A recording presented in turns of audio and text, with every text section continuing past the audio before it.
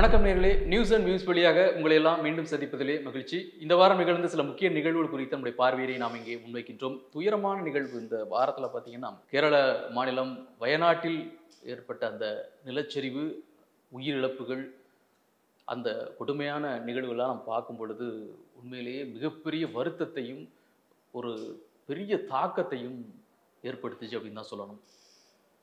நிவாரணப் பணிகள், அங்கே இருக்கக்கூடிய மீட்பு பணிகள், குறிப்பாக நிவாரணம் சொல்றதை விட அங்கே நடக்கக்கூடிய அந்த மீட்பு பணிகள் நமக்கு ஒரு ஆறுதலை தந்து கொண்டிருக்கிறது. பெரும் உயிரிழப்பு நிகழ்ந்திருக்கு அப்படிங்கிறதுல இருவேறு கருத்துக்கள் இல்லை.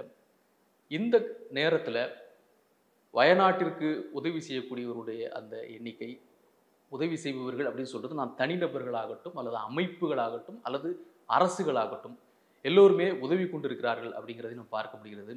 மனிதநேயம் மரித்து போகலை அப்படிங்கிறதுக்கு இதெல்லாம் உதாரணம்.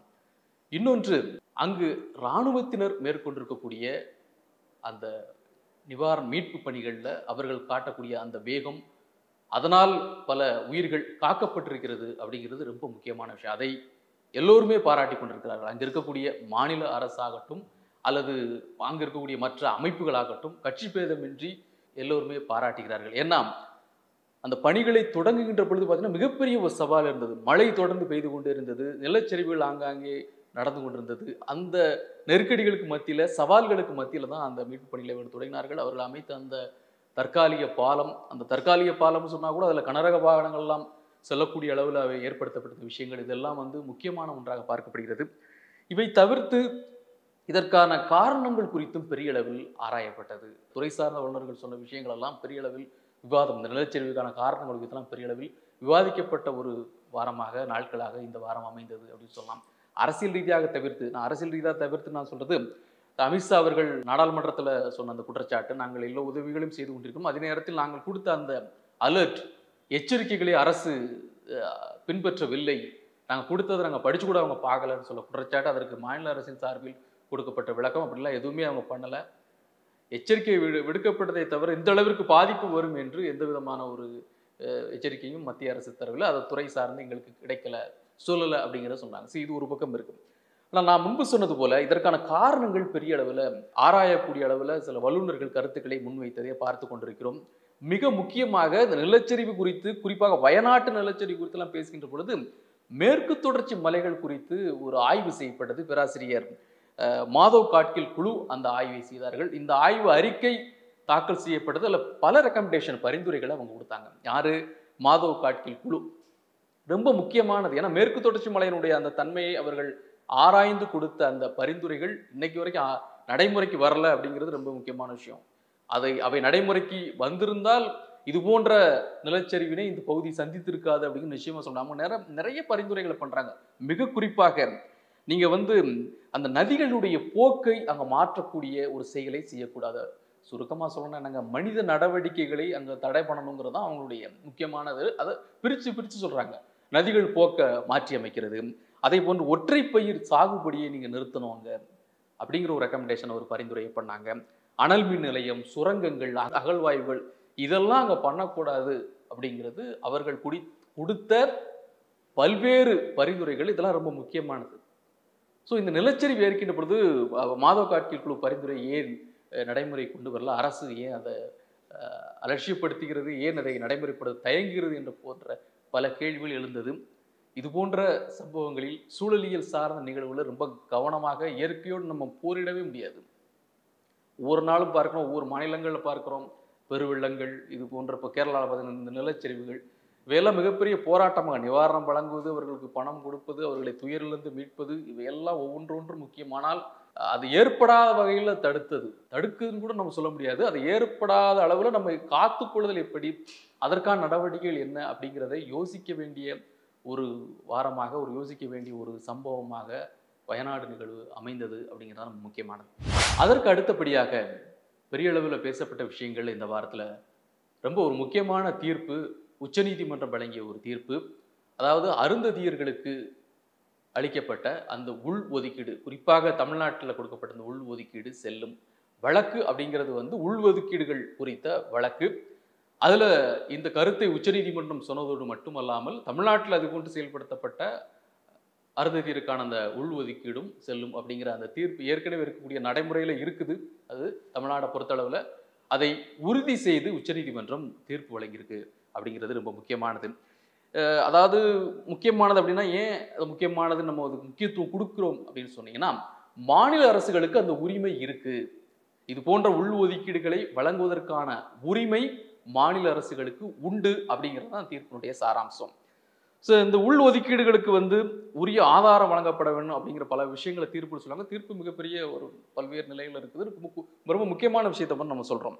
அதை தாண்டி தீர்ப்பில் சொல்லப்படாமல் தீர்ப்புக்குள்ள சொல்லாம சில பரிந்துரைகளா வழக்கமா நீதிபதிகள் அது போன்ற சில ஆலோசனைகள் சொல்லுது. அந்த அடிப்படையில் பார்க்கின்ற போது அவங்க என்ன சொல்றாங்கன்னா, பட்டியலின பிரிவிலும் கிரீமிலேயர் அந்த வருமான வரி வரம்பை நிர்ணயிக்க வேண்டும் பிற்காலத்தில். அது குறித்து யோசிக்கணும். கிரீமிலேயர் அப்படிங்கிறத இதுக்குள்ளேயும் வரணும் அப்படிங்கிற ஒரு விஷயத்தை அவங்க சொல்றாங்க. பட் இதற்கு பெரிய அளவில் ஒரு எதிர்ப்பு இருக்கு. இந்த தீர்ப்பை வரவேற்கிறார்கள். இப்போ தமிழ்நாடு அரசு, தமிழக முதலமைச்சர் திரு மு.க. ஸ்டாலின் வரவேற்கிறார். எங்களுடைய ஆட்சி காலத்தில் நடைமுறைக்கு வந்தது. இது ஒரு சமூக நீதிக்கு ஒரு உரிய அங்கீகாரம் கிடைத்திருக்கிறது அப்படின்னு சொல்றாங்க. மற்ற கட்சிகள், கம்யூனிஸ்ட் கட்சிகள் ஆகட்டும் அல்லது பாமக ஆகட்டும், இதற்கு தாங்கள் முன்னெடுத்த போராட்டங்கள் அதெல்லாம் அவங்க வரிசையாக ஒன்று ஒன்றா சொல்கிறாங்க. இதெல்லாம் ஒரு பக்கம் இருக்குது. ஆனால் கூட திருமாவளவன் தன்னுடைய அறிக்கையில் சொல்லும்போது அவர் தெளிவாக குறிப்பிட்றார், அந்த கிரீமிலேயர் அப்படிங்கிற இந்த விஷயம் அது கவனத்தில் நிச்சயமாக எடுத்துக்கொள்ளக்கூடாது. இன்னொன்று, அது தீர்ப்பிலே இல்லை, அவருடைய பரிந்துரையாக தான் சொல்கிறார். இந்த தீர்ப்பில் இல்லைனால அதை நாம் புறந்தள்ள வேண்டும் அப்படிங்கிற கோரிக்கையை முன்வைக்கிறார்கள். எனவே இந்த வாரத்தில் இந்த தீர்ப்பு, உச்சநீதிமன்றம் வழங்கிய இந்த தீர்ப்பு மிகுந்த முக்கியத்துவம் வாய்ந்த ஒன்றாக பார்க்கப்படுகிறது.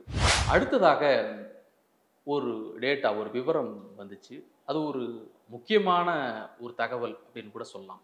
அதாவது விருதுநகர் சுகாதார மாவட்டம் இந்த ஆண்டு அப்படிங்கிறது எப்படி சொல்றோம்னா, ஏப்ரல் 2023 இருந்து மார்ச் 2024 அந்த ஒரு நிதியாண்டு சொல்லுவோம் பார்த்தீங்களா, இந்த ஏப்ரல் 2023 இருந்து மார்ச் 2024 வரைக்கும் விருதுநகர் சுகாதார மாவட்டத்தில் பிரசவ மரணங்கள் எதுவுமே நிகழலை.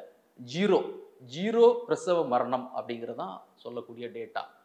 இந்த சுகாதார மாவட்டம் சொல்கிறோம் பார்த்தீங்களா, விருதுநகர் சுகாதார மாவட்டம் அப்படிங்கிறது பார்த்தீங்கன்னா ஒரு 30-40 அதிகபட்சம் 40 ஆரம்ப சுகாதார நிலையங்களை உள்ளடக்கிய, தமிழ்நாட்டில் நம்ம பேசிகிட்டு இருக்கோம், 30-40 ஆரம்ப சுகாதார நிலையங்களை உள்ளடக்கியதை ஒரு மாவட்டம் அப்படின்னு ஒரு வரையறை பண்ணியிருப்பாங்க. அதிகபட்சம் 40 இருக்குன்னு வச்சுக்கோங்களேன். அதில் விருதுநகர் சுகாதார மாவட்டம் ஒன்று.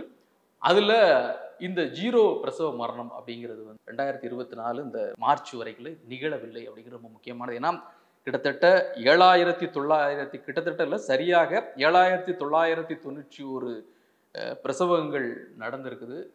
இதில் எந்த உயிரிழப்பும் ஏற்படவில்லை அப்படிங்கிறது ரொம்ப முக்கியம். ஏன்னா பிரசவகால மரணங்கள் பெரிய சவாலாக இருந்து கொண்டிருக்கிறது. இன்னமும் கூட நம்ம நாட்டில் பல்வேறு மாநிலங்கள் அது சவாலாக இருக்கிறது. மாநிலத்திற்குள்ள தமிழ்நாடை பொறுத்தளவு ரொம்ப கட்டுப்பாடாக இருக்குது. குறிப்பாக அது இல்லாத ஒரு ஆண்டாக அது இருந்தது. அதாவது 2022-23 பார்த்தீங்கன்னா இதே விருதுநகர் மாவட்டத்தில் பார்த்தீங்கன்னா 6 மரணங்கள் இருந்தது. ஆனால் 23 இந்த 24 அதுவும் இல்லாமல் ஒரு ஜீரோ பிரசவ மரணம் அப்படிங்கிற ஒரு டேட்டா கொடுத்துருக்காங்க. இதற்கான காரணங்களை குறித்து அங்கே பார்க்கின்ற பொழுது இந்த மாவட்ட நிர்வாகம் சிறப்பாக செயல்பட்டுருக்கு அப்படிங்கிறது தான் இதில் ரொம்ப முக்கியமானது.